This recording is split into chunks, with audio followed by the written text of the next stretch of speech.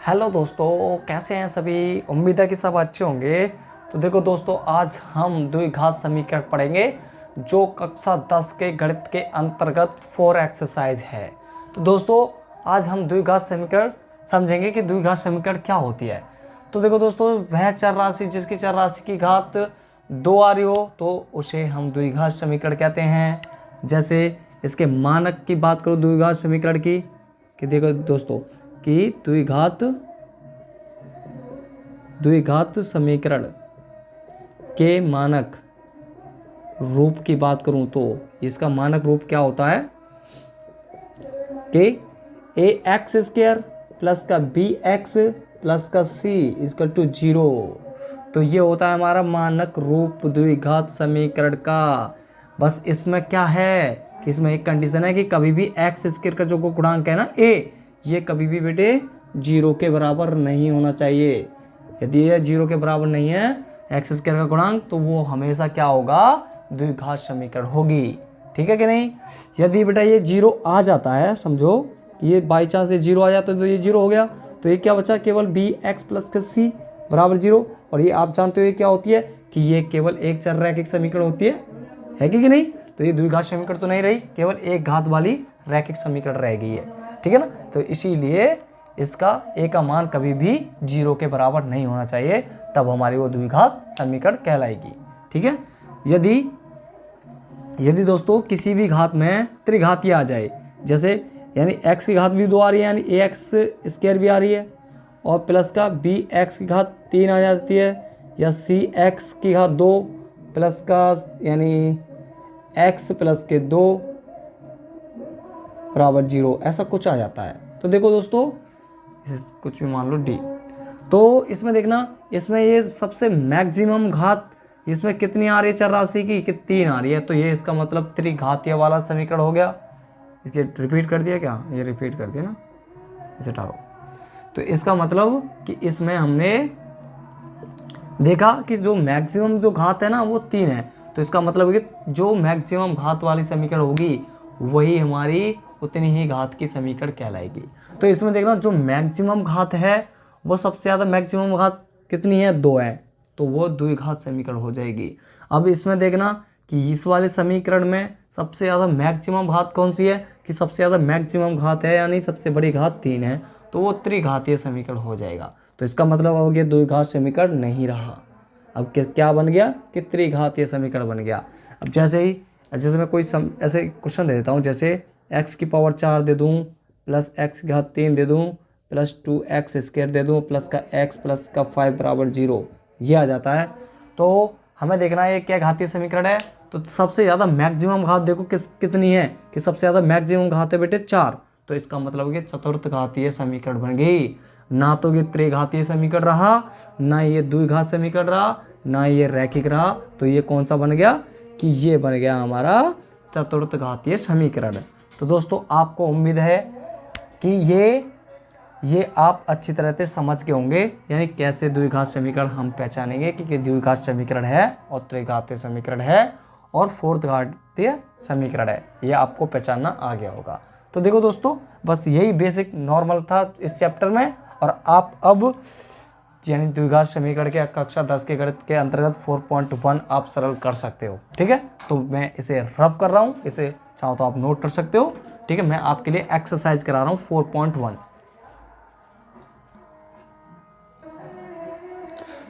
तो देखो दोस्तों, अब हम 4.1 एक्सरसाइज स्टार्ट करते हैं। तो बेटे ये कह रहा पहला क्वेश्चन कि जांच कीजिए कि क्या निम्न द्विघात समीकरण हैं। यानी जो पहले क्वेश्चन जो दे रखे हैं, जिसमें हमें कितने पार्ट दिए हैं, जिसमें हमें 8 पार्ट दिए हैं, जो हमें चेक करने हैं कि ये द्विघात समीकरण हैं कि नहीं।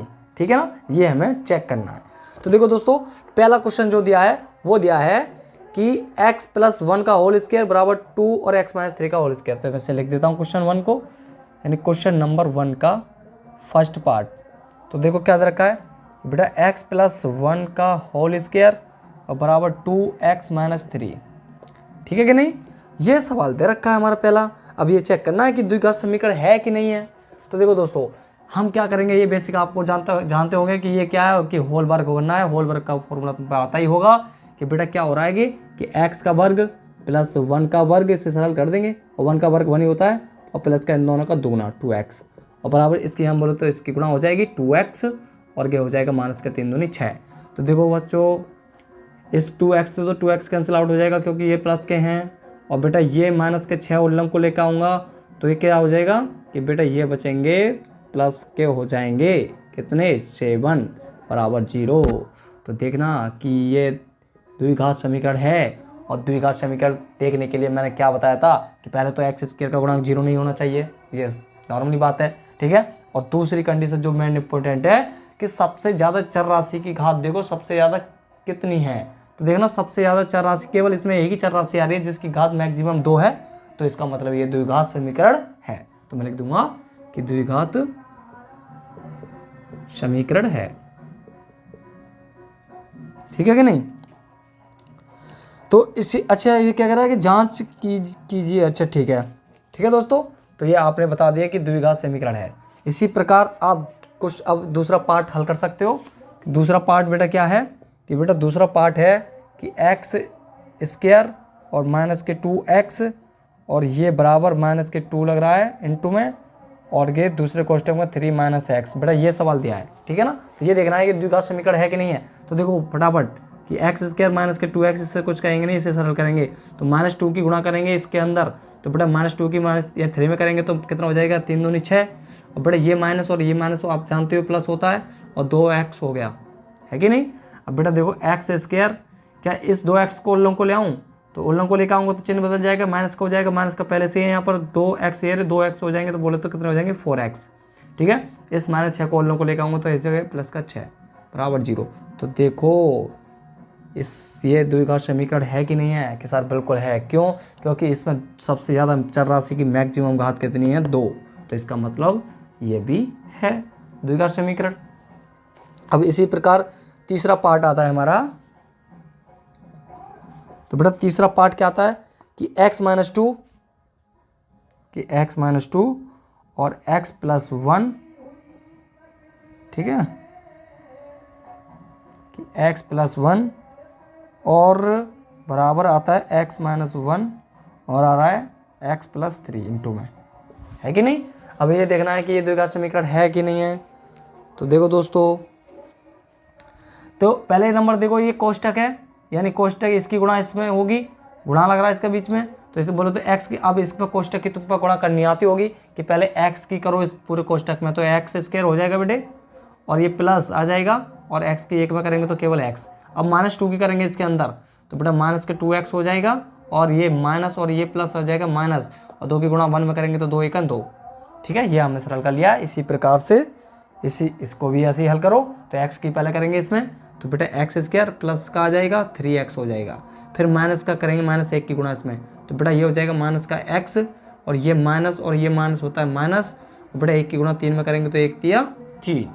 तो बेटा ये आपने समझ लिया होगा। अब देखो दोस्तों एक्स स्क्वायर गेरे और एक्स स्क्वायर गेरे, ये भी प्लस का ये भी प्लस का, बोले तो ये 0 बचेंगे, है कि नहीं।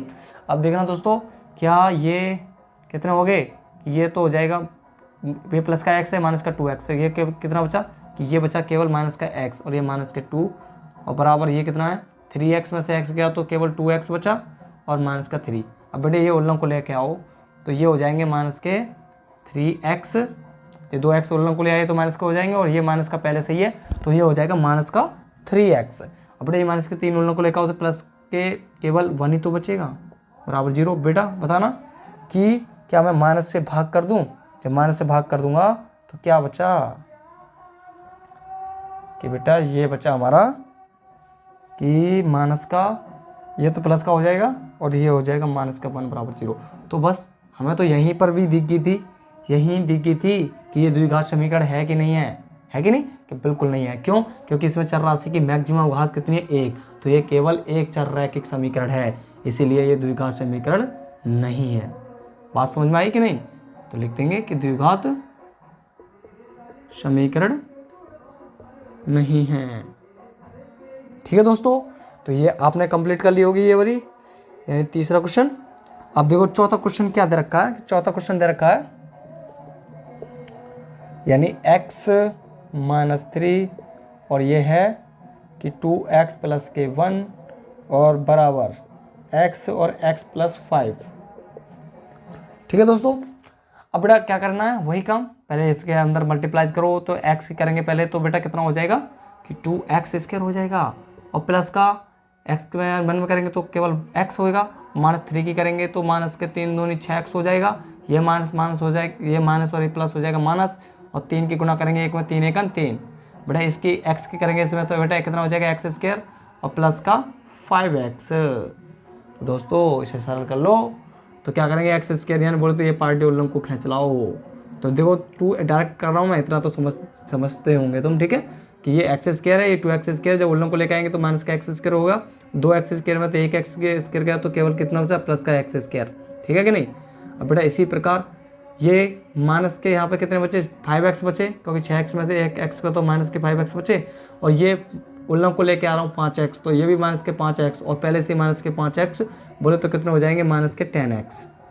ठीक है ना, ये आप अपनी अच्छी तरह से सरल कर लेना। ठीक है ना। तो देखो अब ये क्या बचा कि ये माइनस के 3, इसका 7 का तो कोई है ही नहीं है, तो इसे उतार दो। तो क्या देखना कि ये द्विघात समीकरण आ रही है कि नहीं है, सर बिल्कुल आ रही है, क्योंकि इस पे घात 2 आ रही है। ठीक है ना।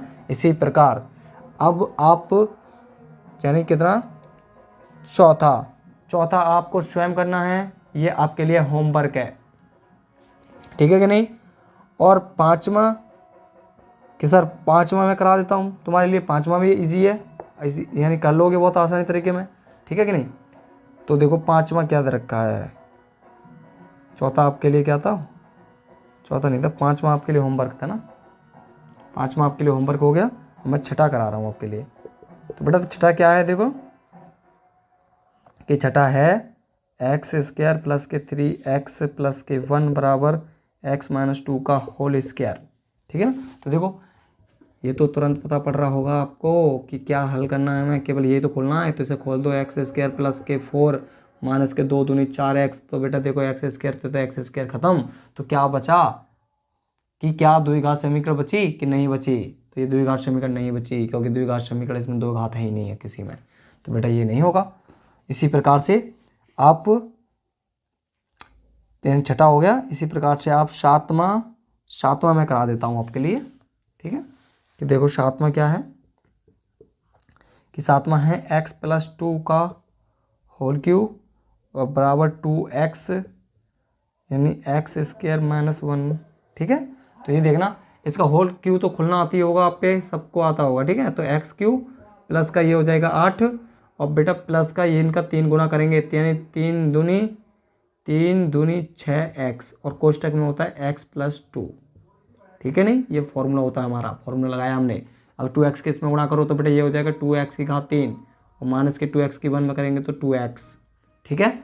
अब बेटा देखो ये कितना हो जाएगा, ये तो x3 और प्लस के ये 8 है ये हमारे पास, 6x के इसमें करेंगे तो 6x², और ये कितना हो जाएगा 6 दूनी 12x।